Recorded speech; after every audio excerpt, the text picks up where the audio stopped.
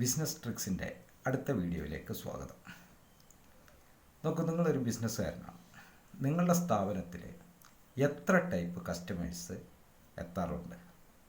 ആലോചിച്ചിട്ടുണ്ടോ? അതിനെക്കുറിച്ച് അറിയാൻ ശ്രമിച്ചിട്ടുണ്ടോ? ഇതെന്തിനാണ് അറിയുന്നതെന്ന് വെച്ച് കഴിഞ്ഞാൽ, ഓരോ ടൈപ്പ് കസ്റ്റമറിനെയും നമ്മൾ ഓരോ വിധത്തിലാണ് ഹാൻഡിൽ ചെയ്യുകയും അവരുടെ ബിസിനസ് ക്ലോസ് ചെയ്യാൻ നമ്മൾ ഉപയോഗിക്കുന്ന ടെക്നിക്കുകൾ ഡിഫറൻറ്റുമാണ്. അതുകൊണ്ട് നമ്മൾ കൃത്യമായി അറിഞ്ഞിരിക്കണം ഏത് ടൈപ്പ് കസ്റ്റമറാണ് നമ്മളുടെ മുന്നിൽ നിൽക്കുന്നതെന്ന്. അതും വളരെ പെട്ടെന്ന് തന്നെ നമ്മളത് മനസ്സിലാക്കിയിരിക്കണം. ഓക്കെ, പ്രധാനമായിട്ടും 4 ടൈപ്പ് കസ്റ്റമറാണ് നമ്മളുടെ മുന്നിൽ എത്താറുള്ളത്. അതിലൊന്നാമത്തെ ടൈപ്പ് കസ്റ്റമർ വില പേശുന്ന കസ്റ്റമറായിരിക്കും. ഏറ്റവും കൂടുതൽ ഡിസ്കൗണ്ട് വാങ്ങി അവൻ ഉദ്ദേശിക്കുന്ന ആ ഒരു പ്രൊഡക്റ്റ് വാങ്ങാനായിരിക്കും അവന് ആഗ്രഹം, അല്ലെങ്കിൽ അതിനു വേണ്ടിയിട്ടായിരിക്കും അയാൾ കടന്നിട്ട് ശ്രമിക്കുന്നത്. അതിന് പറയാവുന്ന ന്യായീകരണങ്ങൾ മുഴുവൻ പറയും. അപ്പുറത്തെ കടയിൽ വില കുറവാണ്, ഇന്ന സ്ഥലത്ത് നിങ്ങളിപ്പോൾ വിളിച്ചു നോക്കിക്കോളൂ, അവിടെ ഇത്ര രൂപ ഇത് വരുന്നുള്ളൂ എന്നൊക്കെ നമ്മളെ കൺവിൻസ് ചെയ്യിപ്പിക്കുന്ന അല്ലെങ്കിൽ നമ്മളെ തെറ്റിദ്ധരിപ്പിക്കുന്ന വിധത്തിൽ അയാൾ സംസാരിക്കും. ഓക്കെ, പക്ഷേ നമ്മളതിനകത്ത് ചിലപ്പോൾ ചില ആൾക്കാർ വീണു പോകാറുണ്ട്, വില കുറച്ച് കൊടുക്കാറുണ്ട്. അത്തരം കസ്റ്റമർക്ക് പറയുന്ന പേരാണ് ഡിസ്കൗണ്ട് കസ്റ്റമർ. ഓക്കെ, ഇത് ചീപ്പ് കസ്റ്റമർ എന്നും ബാഡ് കസ്റ്റമർ എന്നും ഒക്കെ അറിയപ്പെടുന്നുണ്ട്. എങ്ങനെയാണെന്നുണ്ടെങ്കിലും ഇത് ഒരു ടൈപ്പ് കസ്റ്റമർ. രണ്ടാമത്തെ ടൈപ്പ് കസ്റ്റമർ എന്ന് പറഞ്ഞു കഴിഞ്ഞാൽ വാണ്ടറിങ് കസ്റ്റമർ, അതല്ലാന്നുണ്ടെന്നുണ്ടെങ്കിൽ ഇമ്പൾസ് കസ്റ്റമർ എന്നൊക്കെ അറിയപ്പെടും. ഇവരെ നമുക്ക് ഡിഫിക്കൽട്ട് കസ്റ്റമർ എന്നുള്ള ഒരു ലേബലിലും കൂടെ അറിയപ്പെടുന്നുണ്ട്.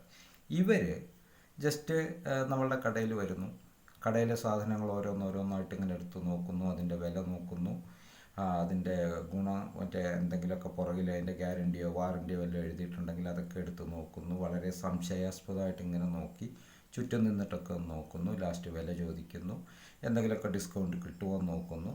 കുറേ നേരത്തെ ആലോചനയ്ക്ക് ശേഷം അവരത് വാങ്ങും. ഓക്കെ, അപ്പോൾ മനസ്സിലാക്കിക്കൊള്ളുക, ഇവർ ഇമ്പൾസ് കസ്റ്റമേഴ്സാണ്, അല്ലെങ്കിൽ ഇവരൊരു ഡിഫിക്കൽട്ട് കസ്റ്റമേഴ്സ് ആണെന്നുള്ളത് മനസ്സിലാക്കുക. ഇവരുടെ പ്രശ്നം എന്താണെന്ന് വെച്ചാൽ, ഇവർ ഒരു സാധനം വാങ്ങിയാൽ പിറ്റേ ദിവസം മുതൽ നിങ്ങൾക്ക് ഉറക്കം കിട്ടില്ല. കാരണം ഇവൻ്റെ പരാതിയും ഇവൻ്റെ സംശയങ്ങളും തീർക്കാൻ മാത്രമേ നിങ്ങളുടെ അടുത്ത കുറച്ച് ദിവസങ്ങൾ അല്ലെങ്കിൽ കുറച്ച് കാലം, തുടർച്ചയായ കുറച്ച് കാലം ഉണ്ടാവുകയുള്ളൂ. ഓക്കെ, അങ്ങനെ നമ്മളുടെ ഉറക്കം കെടുത്തുന്ന കസ്റ്റമേഴ്സിനെയാണ് നമ്മൾ എന്തു പറയുന്നത്, ഇമ്പൾസ് കസ്റ്റമേഴ്സ്. ഇനി മൂന്നാമത്തെ ഒരു ടൈപ്പ് കസ്റ്റമേഴ്സ് ഉണ്ട്. അവർക്ക് പ്രൊഡക്റ്റിനെ കുറിച്ച് കൃത്യമായിട്ട് അറിയാം. ഏത് പ്രൊഡക്റ്റാണ് അവർക്ക് വേണ്ടതെന്നും ഏത് കമ്പനിയുടെ അല്ലെങ്കിൽ ഏത് സെഗ്മെൻറ്റിലുള്ള പ്രൊഡക്റ്റാണ് വേണ്ടതെന്നും അതിന് ഏകദേശം എത്ര ബഡ്ജറ്റ് വരുന്നു എല്ലാം കൃത്യമായിട്ട് അറിയുന്ന കസ്റ്റമേഴ്സ്. അവർ വരുന്നു, അവരുടെ അടുത്ത് നമ്മൾ നമ്മളുടെ പ്രൊഡക്റ്റിൻ്റെ ഡീറ്റെയിൽസ് കൊടുക്കുന്നു, അതിൻ്റെ ഗ്യാരണ്ടി അല്ലെങ്കിൽ വാറണ്ടി അങ്ങനെയുള്ള ഡീറ്റെയിൽസുകളൊക്കെ നമ്മൾ കൃത്യമായിട്ട് കൊടുക്കുന്നു. അവൻ്റെ ബഡ്ജറ്റിനും അവൻ ഉദ്ദേശിച്ചു വന്ന ആ ഒരു സെഗ്മെൻറ്റിലും പെട്ട ഒരു പ്രൊഡക്റ്റാണ് അതെന്നുണ്ടെങ്കിൽ അത് വാങ്ങിപ്പോവും. ഓക്കെ, അവനെ കൊണ്ട് വലിയ തൊല്ലകളുമില്ല, മാന്യമായിട്ടുള്ള കസ്റ്റമറാണ്, യാതൊരു തരത്തിലുള്ള പ്രശ്നങ്ങളുമില്ല, നമ്മൾക്ക് കൂടുതൽ ഡിസ്കൗണ്ട് കൊടുക്കുകയും വേണ്ട. ഇങ്ങനെയുള്ള കസ്റ്റമറിനെയാണ് നമ്മൾ ഒന്നുകിൽ നീഡ് ബേസ്ഡ് കസ്റ്റമർ അല്ലെങ്കിൽ എഡ്യൂക്കേറ്റഡ് കസ്റ്റമർ എന്ന് പറയുന്നത്. എഡ്യൂക്കേഷൻ എന്ന് പറഞ്ഞു കഴിഞ്ഞാൽ പഠിത്തത്തിൻ്റെ എഡ്യൂക്കേഷൻ അല്ല, ആ പ്രൊഡക്റ്റിനെ കുറിച്ചുള്ള വിവരങ്ങൾ അറിയുന്ന കസ്റ്റമർ. ഓക്കെ, ഇനി നാലാമതൊരു ടൈപ്പ് കസ്റ്റമറുണ്ട്. അവർ ലോയൽ കസ്റ്റമർ എന്നാണ് അറിയപ്പെടുന്നത്. അല്ലെങ്കിൽ അവരെ നമുക്കൊന്നും കൂടെ പറയാം.